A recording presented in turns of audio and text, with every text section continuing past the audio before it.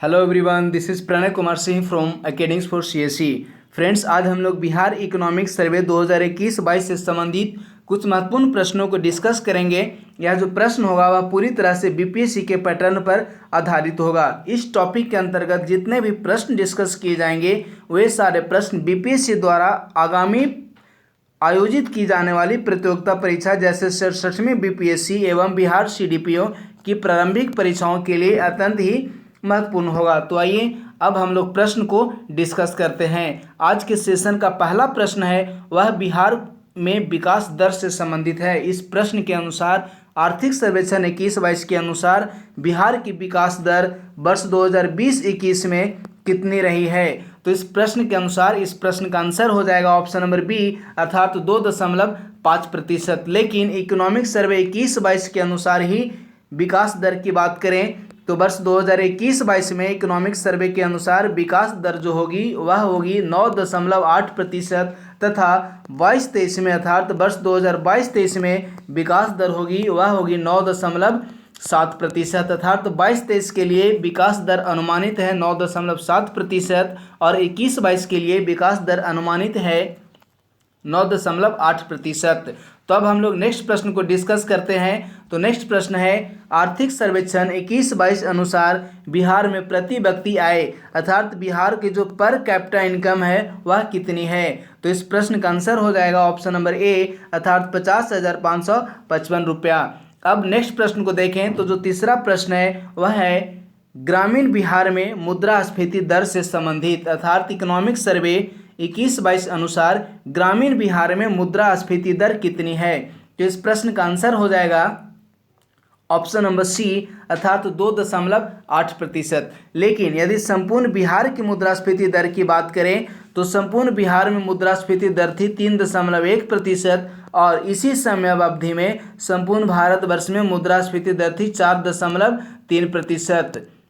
तो अब हम लोग नेक्स्ट प्रश्न को डिस्कस करते हैं वह है इकोनॉमिक सर्वे 21-22 अनुसार पूर्व की तुलना में राजस्व व्यय में कितने प्रतिशत की वृद्धि हुई है। तो पूर्व की तुलना में राजस्व व्यय में 10.7% की वृद्धि हुई है। तो इस प्रश्न के अनुसार जो सही आंसर होगा वह होगा ऑप्शन नंबर बी अर्थात 10.7%।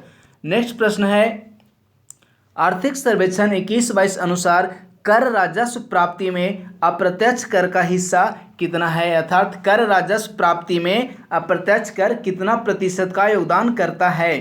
तो अप्रत्यक्ष कर 72.8% का योगदान करता है। वहीं डायरेक्ट टैक्स की बात किया जाए तो जो डायरेक्ट टैक्स है वह 27.2% की डायरेक्ट टैक्स का हिस्सा है। अर्थात यदि अप्रत्यक्ष कर 72.8 योगदान करता है तो वहीं डायरेक्ट टैक्स प्रत्यक्ष कर है वह 27.2% का योगदान करता है। अब हम लोग नेक्स्ट प्रश्न को देखते हैं तो वह है आर्थिक सर्वेक्षण 2021-22 अनुसार कृषि अभियंत्रण कॉलेज की स्थापना बिहार के किस जिले में की जाएगी। तो देखिए कृषि अभियंत्रण कॉलेज की स्थापना बिहार के आरा में की जाएगी। तो इस प्रश्न का आंसर हो जाएगा ऑप्शन नंबर डी। नेक्स्ट प्रश्न है आर्थिक सर्वेक्षण 21-22 अनुसार फलों के लिए उत्कृष्टता केंद्र अर्थात फल के लिए जो सेंटर ऑफ एक्सीलेंस है उसकी स्थापना किस स्थान पर की गई है। तो इस प्रश्न का आंसर होगा ऑप्शन नंबर बी अर्थात देसरी में एक और जहां फलों के लिए उत्कृष्टता केंद्र की स्थापना की गई है तो वहीं चंडी में सब्जियों के लिए उत्कृष्टता केंद्र की स्थापना की गई है। तो इस प्रश्न से संबंधित एक जो सब प्रश्न निकल कर आ रहे हैं कि सब्जियों के लिए उत्कृष्टता केंद्र की स्थापना कहाँ की गई है। तो इस प्रश्न का आंसर हो जाएगा चंडी में। लेकिन यदि फलों के लिए उत्कृष्टता केंद्र की स्थापना की बात करें तो इस प्रश्न का आंसर हो जाएगा ऑप्शन नंबर बी अर्थात देसरी में। नेक्स्ट प्रश्न है आर्थिक सर्वेक्षण 2021-22 के अनुसार बिहार में कितने कृषि जलवायु क्षेत्र हैं। तो देखिए वर्तमान समय में यदि इकोनॉमिक सर्वे 21-22 की बात किया जाए तो बिहार में मुख्य रूप से 3 प्रकार के कृषि जलवायु क्षेत्र हैं। तो इस प्रश्न का आंसर हो जाएगा ऑप्शन नंबर बी। नेक्स्ट प्रश्न की ओर बढ़ते हैं। तो नेक्स्ट प्रश्न है गेहूं की सर्वाधिक उत्पादकता बिहार के किस जिले में है। तो फ्रेंड्स यदि गेहूं की सर्वाधिक उत्पादकता की बात करें तो इस प्रश्न का आंसर हो जाएगा ऑप्शन नंबर डी अर्थात बेगूसराय। लेकिन यदि सर्वाधिक उत्पादन की बात करें कि बिहार के किस जिले में गेहूं की सर्वाधिक उत्पादन हुई है, तो इस प्रश्न का आंसर हो जाएगा रोहतास। बिहार के रोहतास जिले में गेहूं का सर्वाधिक उत्पादन हुआ है। लेकिन यदि उत्पादकता की बात करें कि गेहूं की सर्वाधिक उत्पादकता बिहार के किस जिले में है, तो वह है बेगूसराय। अब हम लोग नेक्स्ट प्रश्न की ओर बढ़ते हैं, तो वह है एक समेकित बागवानी विकास मिशन का क्रियान्वयन बिहार के कितने जिले में किया जा रहा है। तो इस प्रश्न का आंसर होगा वह होगा ऑप्शन नंबर डी अर्थात बिहार के 23 जिले में समेकित बागवानी विकास मिशन परियोजना का क्रियान्वयन किया जा रहा है। नेक्स्ट प्रश्न है बिहान ऐप की शुरुआत बिहार में किस मंत्रालय द्वारा किया गया है। तो फ्रेंड्स, बिहान ऐप की शुरुआत बिहार में कृषि मंत्रालय द्वारा किया गया है। तो इस प्रश्न का आंसर हो जाएगा ऑप्शन नंबर सी अर्थात कृषि मंत्रालय।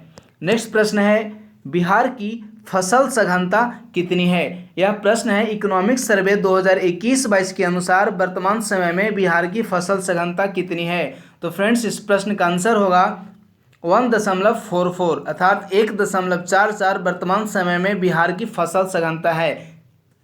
अब हम लोग नेक्स्ट प्रश्न को डिस्कस करते हैं, तो वह भी फसल सघनता से ही संबंधित है। लेकिन यह प्रश्न पूछ रहा है कि बिहार के किस जिले में फसल सघनता न्यूनतम है अर्थात सबसे कम है फसल सघनता। तो फ्रेंड्स, इस प्रश्न का आंसर होगा ऑप्शन नंबर डी अर्थात बिहार के गया जिला में फसल सघनता न्यूनतम है, जो कि 1.04 है। गया जिला में फसल सघनता न्यूनतम है वह 1.04 है। जबकि यदि फसल सघनता मैक्सिमम अधिकतम की बात किया जाए तो वह है शिवहर जिले में। बिहार में फसल सघनता अधिकतम शिवहर जिला में है, जो कि है 1.91।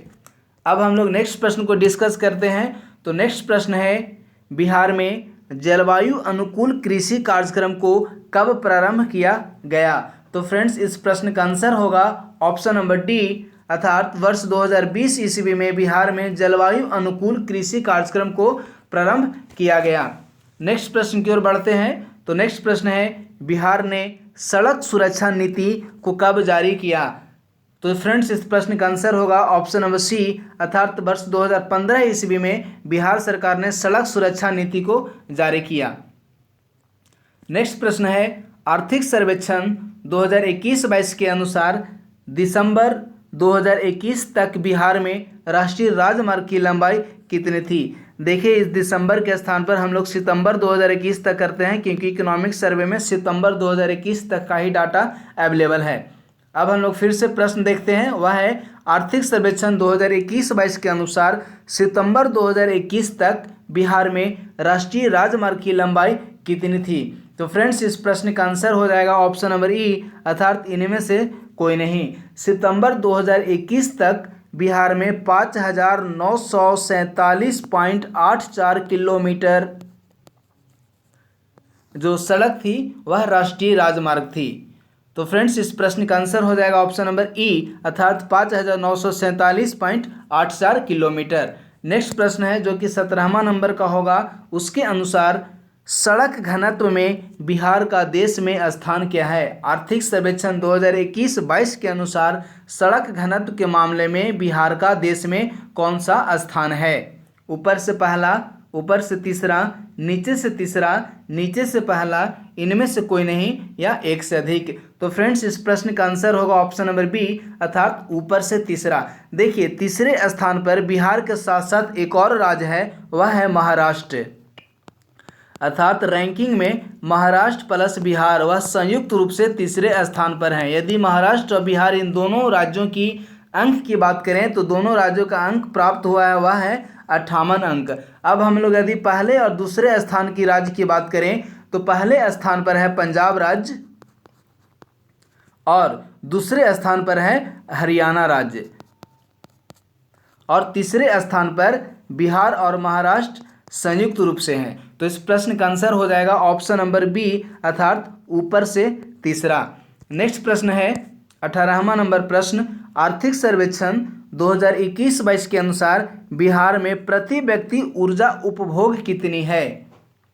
तो फ्रेंड्स इस प्रश्न का आंसर हो जाएगा ऑप्शन नंबर सी, अर्थात 350 किलोवाट पर आवर, 350 किलोवाट प्रति घंटा इकोनॉमिक सर्वे 2021-22 के अनुसार बिहार में प्रति व्यक्ति ऊर्जा उपभोग है। तो इस प्रश्न का आंसर होगा ऑप्शन नंबर सी, अर्थात 350 किलोवाट प्रति घंटा। नेक्स्ट प्रश्न है, आर्थिक सर्वेक्षण 2021-22 अनुसार बिहार के किस जिले में बिजली की मांग न्यूनतम है? तो फ्रेंड्स यदि बिजली की मांग न्यूनतम की बात करें तो इस प्रश्न का आंसर हो जाएगा ऑप्शन नंबर डी, अर्थात बिहार के शिवहर जिले में बिजली की मांग न्यूनतम है। तो इस प्रश्न का आंसर हो जाएगा ऑप्शन नंबर डी। नेक्स्ट प्रश्न है, आर्थिक सर्वेक्षण 21-22 के अनुसार बिहार के किस एकमात्र जिले में पूर्व की तुलना में बिजली की मांग में कमी आई है? तो फ्रेंड्स इस प्रश्न का आंसर हो जाएगा ऑप्शन नंबर ए, अर्थात बिहार के पटना जिले में पूर्व की तुलना में 5% बिजली की मांग में कमी आई है। तो इस प्रश्न का आंसर हो जाएगा ऑप्शन नंबर ए, अर्थात 5%। तो फ्रेंड्स इस प्रकार से आज का जो यह सेशन था वह समाप्त हुआ। इस चैनल को लाइक, सब्सक्राइब और शेयर करना ना भूलें। धन्यवाद।